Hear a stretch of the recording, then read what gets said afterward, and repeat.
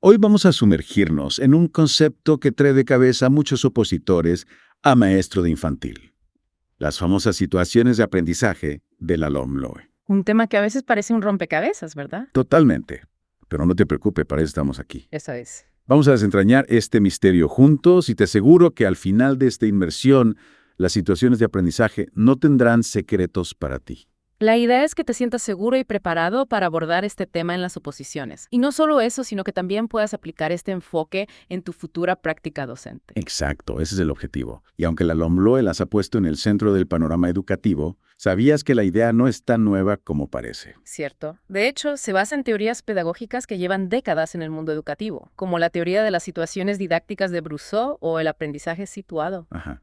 Es como si la LOMLOE les hubiera dado una capa de pintura fresca a esas ideas. En efecto, adaptándolas al contexto actual. Y hablando de cosas que se confunden a veces, muchos opositores me preguntan si las situaciones de aprendizaje son lo mismo que las unidades didácticas. ¿Qué opinas? ¿Son la misma cosa con distinto nombre? Es una duda muy común y no me extraña, porque a simple vista pueden parecer similares. Sin embargo, hay diferencias importantes. ¿Cómo cuáles? Imagina que quieres enseñar a los niños sobre los animales. Vale. Con una unidad didáctica podrías centrarte en transmitir información sobre tipos de animales, sus características. Ya sabes, un enfoque más tradicional. Sí, me lo imagino. El típico esquema con los animales vertebrados e invertebrados, sus hábitats. Exacto. En cambio, con una situación de aprendizaje, el objetivo sería que los niños crearan algo a partir de ese conocimiento. Algo tangible. Sí, algo tangible, como un mini zoo con animales hechos por ellos mismos con materiales reciclados, por ejemplo. Eso suena mucho más divertido. Y además les permite aplicar lo que han aprendido de una forma creativa. Precisamente. En las situaciones de aprendizaje, el aprendizaje se construye de forma activa, no es algo que se recibe pasivamente. Entiendo. Y para ayudarnos a diseñarlas, la LOMLOE nos da alguna pista. Y sí, la instrucción 1.2.2022 que desarrolla la LOMLOE nos da una hoja de ruta con 7 pasos. Perfecto. Porque me imagino que nuestros oyentes están deseando saber cuáles son esos pasos mágicos. ¿Te animas a desvelarlos? Por supuesto. El primer paso es encontrar un centro de interés, algo que realmente motive a los niños. Por ejemplo, podríamos partir de su fascinación por los dinosaurios. Vale, digamos que nuestro centro de interés son los dinosaurios. ¿Cuál sería el siguiente paso? El segundo paso sería justificar nuestra elección, es decir, explicar por qué los dinosaurios es un tema relevante para el aprendizaje de los niños de infantil. Aquí tenemos que conectar con los objetivos de la etapa y con los principios pedagógicos. Entiendo. No se trata solo de elegir un tema que les guste, sino de fundamentar pedagógicamente por qué es adecuado para su desarrollo. Exacto. Por ejemplo, podríamos argumentar que el tema de los dinosaurios despierta su curiosidad por el mundo natural, les ayuda a comprender el concepto del tiempo, fomenta su imaginación. Claro. Y además, ¿a quién no le gustan los dinosaurios a esa edad? ¿Qué viene después? El tercer paso consiste en describir el producto final, es decir, qué van a crear los niños al finalizar la situación de aprendizaje. Ah. En nuestro ejemplo, podrían elaborar un museo del Jurásico en el aula con maquetas de dinosaurios, fósiles que ellos mismos hayan creado, murales. Lo que se les ocurra. Exactamente. Me encanta la idea. Un proyecto tangible que les permita mostrar todo lo que han aprendido. Efectivamente. Y este producto final nos servirá como guía para el siguiente paso en la concreción curricular. Ajá. Es decir, aterrizar ese proyecto en el currículo infantil. ¿Cómo lo hacemos? Tenemos que analizar qué competencias específicas, criterios de evaluación y saberes básicos podemos trabajar a través de este proyecto. Entiendo. No se trata de una actividad aislada, sino que debe estar conectada con el currículo. ¿Podrías darnos un ejemplo concreto? ¡Claro! Si estamos trabajando con el Museo del Jurásico, podríamos enfocarnos en la competencia lingüística al pedirles a los niños que describan las características de los dinosaurios o que inventen historias sobre ellos. También podríamos trabajar la competencia matemática al clasificar a los dinosaurios por tamaño o número de patas. Qué interesante. Veo que las posibilidades son infinitas. Exacto. Y una vez que tenemos claro el producto final y la concreción curricular, pasamos al quinto paso. La secuenciación didáctica. ¿Y en qué consiste esa secuenciación? Es como un plan de batalla para el docente. Sí, podríamos decirlo así. Aquí debemos describir las diferentes tareas y actividades que realizaremos a lo largo del proyecto, los recursos que utilizaremos, la organización del aula. Por ejemplo, en nuestro proyecto del Museo del Jurásico, podríamos empezar leyendo cuentos sobre dinosaurios, luego podremos hacer una actividad de plástica para crear nuestros propios fósiles, incluso podríamos invitar a un paleontólogo al aula. Exactamente. Y es importante que esta secuenciación sea flexible y se adapte a las necesidades e intereses de los niños. Claro. No se trata de seguir un guión rígido, sino de ir ajustando el proyecto sobre la marcha. Claro, cada grupo de niños es un mundo. ¿Y qué hay del sexto paso? El sexto paso son las medidas de atención a la diversidad. Debemos tener en cuenta que no todos los niños aprenden al mismo ritmo ni de la misma manera. Claro. Por eso es fundamental aplicar los principios del diseño universal para el aprendizaje. Es decir, crear un museo del Jurásico accesible para todos. Exacto. Por ejemplo, podríamos ofrecer diferentes opciones para presentar la información: imágenes, vídeos, audios. También podríamos adaptar las actividades para que sean más sencillas o complejas, según el nivel de cada niño. Lo importante es que todos puedan participar y disfrutar del aprendizaje. Me parece fundamental. Y ya solo nos queda el último paso, ¿verdad? Así es. El séptimo paso es la evaluación de los resultados y del proceso. Aquí definimos los instrumentos de evaluación, las rúbricas. ¿Y cómo evaluamos una situación de aprendizaje? Es Sí. diferente de la evaluación tradicional. En realidad, la evaluación debe estar presente a lo largo de todo el proceso de aprendizaje. No se trata solo de evaluar el producto final, sino también el proceso que han seguido los niños para llegar hasta ahí. Claro. Lo importante es ver cómo han aprendido, no solo qué han aprendido. Exacto. Y para ello podemos utilizar diferentes instrumentos, como la observación directa, el portfolio, la rúbrica. Uf. Parece que hay mucho que tener en cuenta al diseñar una situación de aprendizaje. ¿No te parece? Sí, pero tranquilo, no es tan complicado como parece. Con la práctica, estos pasos se vuelven más intuitivos. Lo importante es tener claro el objetivo final, que los niños aprendan de forma significativa y desarrollen las competencias clave. Y con tu guía, paso a paso, estoy segura de que nuestros oyentes estarán mucho más preparados para afrontar este tema en las oposiciones. ¿Qué te parece si profundizamos un poco más en cada uno de estos pasos en la próxima parte de nuestra inmersión? Me parece una excelente idea. Estoy seguro de que a nuestros oyentes les resultará muy útil. Si retomamos el hilo de nuestra conversación, hablábamos de la importancia de justificar la elección del centro de interés, ¿verdad? Sí, decíamos que no basta con que el tema les guste a los niños, sino que debemos conectar esa idea con los objetivos de la etapa infantil. Y en el caso de los dinosaurios mencionabas que podía despertar su curiosidad por el mundo natural. Exacto. Y no solo eso, también podemos aprovechar este tema para trabajar la competencia temporal. La competencia temporal. Con los dinosaurios. No lo veo. Piénsalo, los dinosaurios vivieron hace millones de años, ¿verdad?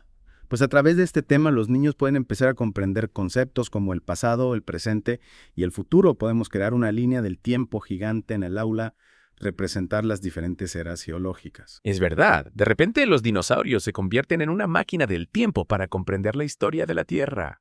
Qué buena idea. Y no solo eso, al hablar de la extinción de los dinosaurios, también podemos introducir el concepto de cambio, de que las cosas no siempre permanecen igual. Qué interesante. Y ya que hablamos de cambios, pasemos al tercer paso, la descripción del producto final. Decíamos que en nuestro ejemplo los niños podrían crear un museo del Jurásico en el aula. Exacto, y aquí es donde podemos dar rienda suelta a la creatividad. El producto final debe ser algo tangible, algo que los niños puedan mostrar con orgullo. En el caso del museo podrían elaborar maquetas de dinosaurios con plastilina, pintar murales con escenas del Jurásico, incluso crear sus propios fósiles con yeso. Me encanta. Ya me los imagino convertidos en pequeños paleontólogos desenterrando sus propios fósiles. Y este producto final nos servirá como hilo conductor para el cuarto paso, la concreción curricular.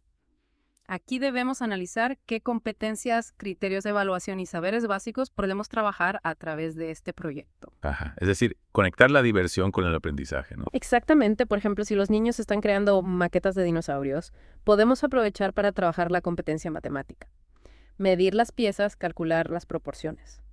También podemos fomentar la competencia lingüística al pedirles que describan a sus dinosaurios, que inventen historias sobre ellos. Claro.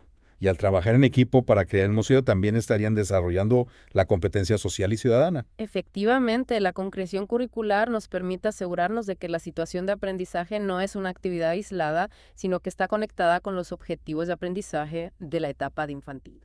Y una vez que tenemos claro el producto final y la concreción curricular, ¿qué hacemos? Pasamos al quinto paso, la secuenciación didáctica. Aquí es donde planificamos las diferentes tareas y actividades que llevaremos a cabo a lo largo del proyecto. Es como un mapa que nos guía por el territorio jurásico. Exacto. Debemos describir las actividades que vamos a realizar, los recursos que utilizaremos, la organización del aula. Por ejemplo, podríamos empezar leyendo un cuento sobre dinosaurios. Luego podríamos ver un documental para conocer los diferentes tipos de dinosaurios. Después podremos hacer una actividad de plástica para crear nuestros propios fósiles. Ah, esa es la idea. Y recuerda que esta secuenciación debe ser flexible y abierta a cambios. Si vemos que los niños están muy interesados en un tipo de dinosaurio en particular, podemos dedicar más tiempo a investigarlo aunque no estuviera previsto inicialmente en nuestra planificación. Claro, la idea es Bien. adaptarnos a sus intereses y necesidades. Precisamente. Y esto nos lleva al sexto paso, las medidas de atención a la diversidad. No todos los niños aprenden al mismo ritmo ni de la misma manera. Por eso es fundamental aplicar los principios del diseño universal para el aprendizaje. ¿Y en qué consisten estos principios? ¿Podrías darnos algunos ejemplos aplicados a nuestro Museo del Jurásico? Claro, el diseño universal para el aprendizaje busca crear entornos de aprendizaje que sean accesibles para todos los alumnos, independientemente de sus capacidades o necesidades. Por ejemplo, a la hora de presentar la información sobre los dinosaurios, podemos ofrecer diferentes opciones: imágenes, vídeos, audios. También podemos adaptar las actividades para que sean más sencillas o complejas según el nivel de cada niño. Entiendo. Se trata de eliminar las barreras al aprendizaje y ofrecer a cada niño las herramientas que necesita para participar en el proyecto. Exacto. Y para terminar, llegamos al séptimo caso, la evaluación de los resultados y del proceso. Y aquí es donde muchos opositores se atascan. ¿Cómo evaluamos una situación de aprendizaje? ¿Es diferente de la evaluación tradicional? La evaluación debe estar presente a lo largo de todo el proceso de aprendizaje. No se trata solo de evaluar el producto final, sino también el proceso que han seguido los niños para llegar hasta ahí. ¿Y qué instrumentos podemos utilizar para evaluar una situación de aprendizaje? Podemos utilizar diferentes instrumentos como la observación directa, el portfolio, la rúbrica.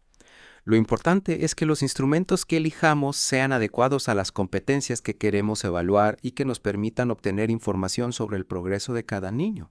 Por ejemplo, si queremos evaluar la competencia lingüística, podemos observar cómo los niños describen a los dinosaurios durante la creación de sus maquetas, o podemos analizar los textos que escriben para las etiquetas del museo. Claro, se trata de buscar evidencias del aprendizaje en las acciones de los niños, no solo en un examen final.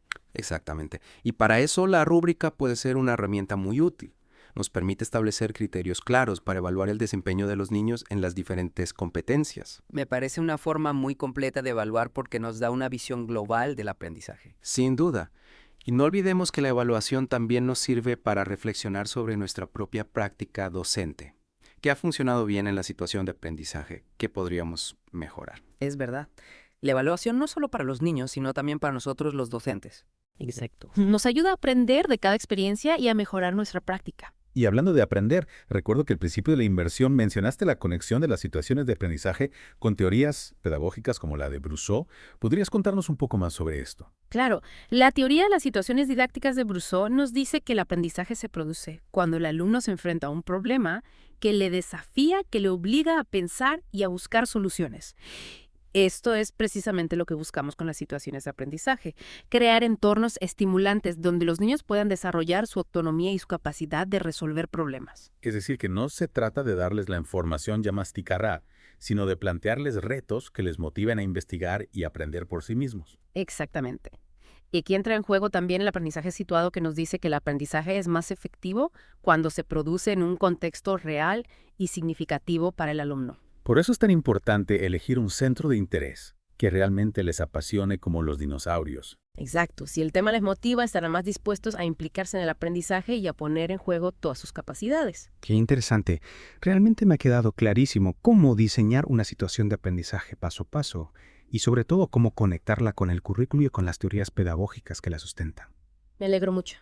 Espero que esta inmersión te haya ayudado a comprender mejor este enfoque y a sentirte más seguro para aplicarlo en tu futura práctica docente. Sin duda alguna. Y antes de despedirnos, me gustaría lanzar una pregunta a nuestros oyentes. Pensad en un centro de interés que os apasione, algo que os haga vibrar. ¿Cómo lo convertiríais en una situación de aprendizaje memorable para vuestros alumnos? Dejad volar vuestra imaginación. Una excelente pregunta. Seguro que se les ocurren ideas maravillosas. Y hasta aquí nuestra inmersión en el mundo de las situaciones de aprendizaje. Esperamos que os haya resultado útil y sobre todo que os inspire a crear experiencias de aprendizaje únicas para vuestros futuros alumnos. Nos vemos en la próxima inmersión.